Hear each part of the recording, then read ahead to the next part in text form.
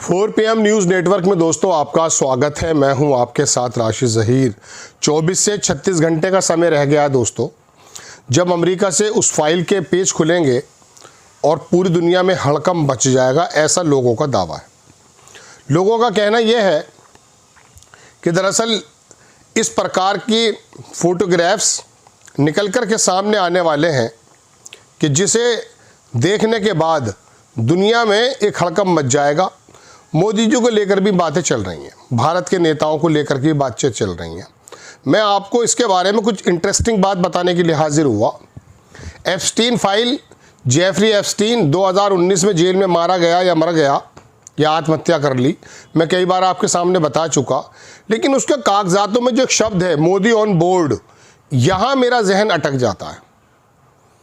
जब इसराइल के प्रधानमंत्री या राष्ट्रपति जो है वो उसका दरिंदगी का रूप सामने आता है फ्लोरिडा की अदालत में, तब माथा ठनकता है कि आखिर ये लोग कौन थे। पहले आप थोड़ी सी खबर देखें। रूबी अरुण एक बड़ी पत्रकार हैं, उन्होंने भी थोड़ी देर पहले इसका एक बहुत अच्छा लेख लिखा, वो मैं आपको बताना चाहता हूँ ताकि आपको पता चल जाए। कल वैश्विक राजनीतिक भूचाल आने वाला है। कल 19 दिसंबर है। एप्स्टीन फाइल यानी कि सेक्स स्कैंडल फाइल्स के सनसनीखेज रहस्य दुनिया के सामने आने वाले हैं। भारत से लेकर अमेरिका तक उन ताकतवर लोगों की धड़कनें बढ़ी हुई हैं जो किसी न किसी तौर पर कभी भी दुनिया के सबसे बड़े यौन तस्कर जेफरी एप्स्टीन से मिले थे। ये नाबालिग लड़कियों को परोसता था, ऐसा इस पर आरोप लगा है। भारत में इस सिलसिले में राजनीतिक हलचलें पिछले दिनों तेज चल रही हैं, खास करके जेफरी एप्स्टीन के ईमेल में हुए मोदी ऑन बोर्ड शब्द एप्स्टीन और डोनाल्ड ट्रंप के पूर्व सलाहकार स्टीव बैनन के बीच हुए संवाद में मोदी का जिक्र बार बार आने पर हंगामा हुआ है। जिक्र आने का मतलब ये नहीं है कि कोई बड़ी चीज़ खुलने वाली है, लेकिन फिर भी ये यौन तस्कर जो था, इसके आप ये देखें कि कहाँ तक था। और ये बात भी साबित हो चुकी कि ये मोसाद का आदमी था, ये मोसाद कराया करती थी। दुनिया भर के नेताओं को सर्वाओं को अपने कब्जे में करके इस तरह की फोटो, वो आपको याद होगा सुब्रमण्यम आजकल गायब है, 15 तारीख से गायब है वो आदमी। जब से नेशनल हेराल्ड की बात आई है या ये चीज़ आई है, इल्ज़ाम लगाने वाला व्यक्ति ट्विटर की दुनिया से गायब दिख रहा है। वो भी यही कहता था कि डरते हैं, कुछ फोटोग्राफ्स हैं। भारत में इस सिलसिले में राजनीतिक हलचलें पिछले दिनों तेज रहीं। ये जो मैंने आपको बताया है, एप्स्टीन ने लिखा बार बार बैनन को एक भेजे पत्र में कि I can set you should meet with Modi.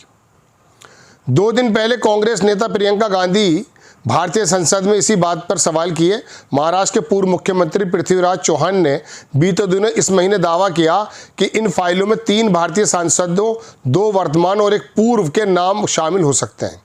वरिष्ठ नेता सुब्रमण्यम ने भी सोशल मीडिया पर कई बार ये दावा किया कि जेफरी एप्स्टीन के रोल डॉक्स यानी संपर्क सूची में कुछ भारतीय मंत्री और रसूखदार लोगों के नाम सामने आ सकते हैं।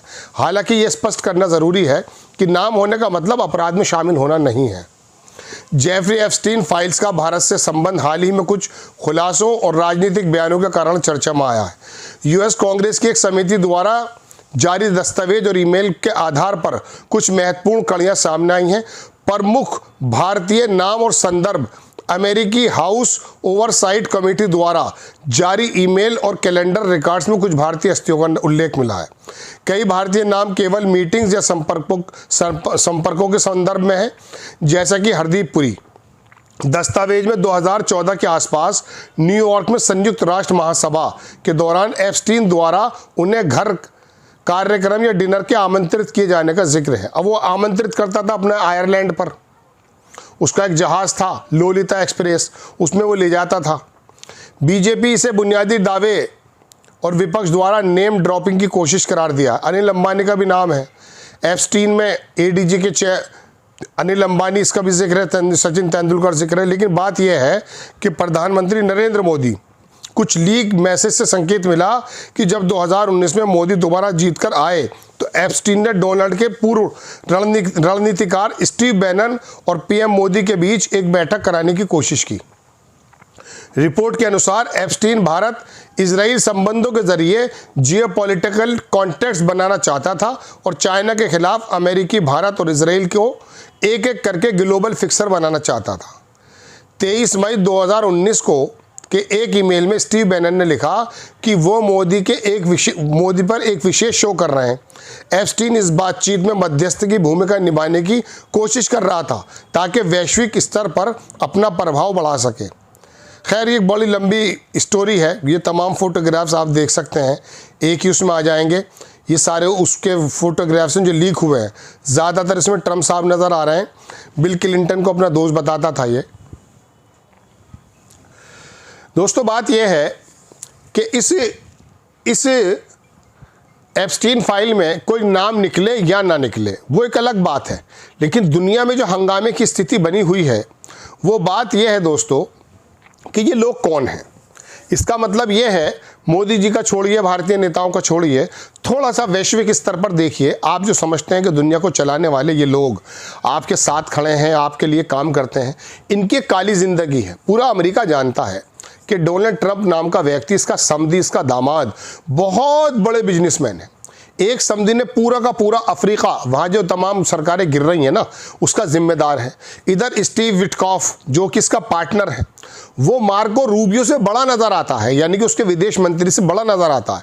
उसका दामाद देशों में जा जाकर बातें कर रहा है, किस हक से कर रहा है साहब। लेकिन बात यह है कि ये राष्ट्रपति पद होने के बाद अपना जो काम कर रहा है, जेफरी एप्स्टीन इसके कॉन्टेक्ट में इसीलिए आया था कि ये वो पैसे लगा, फंड मैनेजर था। अब उसके बाद फिर वो फंड मैनेज करते करते लोगों की जो तफरी का सामान इकट्ठा करने लगा, और फिर बताया जाता कि मोसाद का भी आदमी है ये। इसने फोटोग्राफ्स लिए, पेगासस, ये तमाम चीज़ें जो हैं ये दुनिया के उन सर्वाओं को कंट्रोल करने की चीज़ें हैं। पिछले दिनों कोरोना के दौरान मैं ये सुना करता था कि एक बहुत छोटा सा माइक्रो कुछ इस प्रकार की चीज़ हमारी वैक्सीन के ज़रिए लग रही है। मुझे यकीन नहीं आता था, लेकिन अभी एक नैनो चिप आपने सुना होगा, वो बनी है माइक्रो। उसके अंदर एक बाल की जो नोक होती है, उस नोक की लंबाई चौड़ाई होती है 80,000 नैनोमीटर। देखिए, नोक, बाल की नोक की। और वो जो चिप बनाई गई है वो ताइवान की NVIDIA कंपनी है, उसने 3 nm की बना रखी है। 6 nm की तो वो अमेरिका को देता है।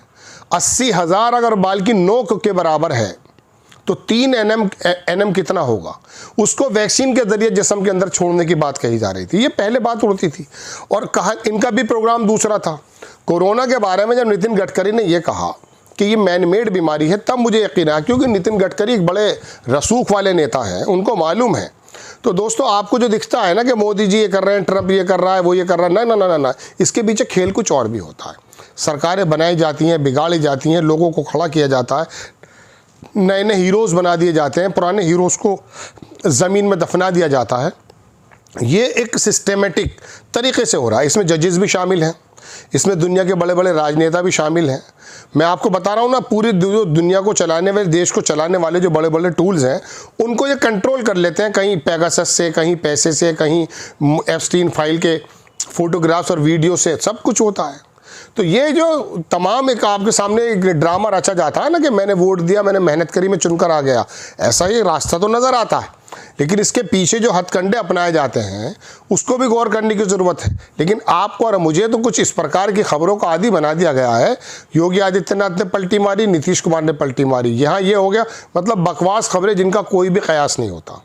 विश्लेषण एक अलग चीज़ है, लेकिन ऐसी करके खबरें आपके बनाई जाती हैं, आपको मालूम ही नहीं हो पाता है कि दुनिया में दरअसल चल क्या रहा है। बोरिस जो था इंग्लैंड का प्राइम मिनिस्टर, उसका बाकायदा बयान मैंने पढ़ा कि नेतन्याहू जब उसके ऑफिस में उससे मिलना है, उसके बाथरूम में पेगासस छुपा गया। अब बताइए, बोरिस का ये बयान है, जो प्राइम मिनिस्टर थे इंग्लैंड के। अब वो अगर इस बात को कह रहा तो आप अंदाज़ा कीजिए कि हाल क्या है। जय हिंद।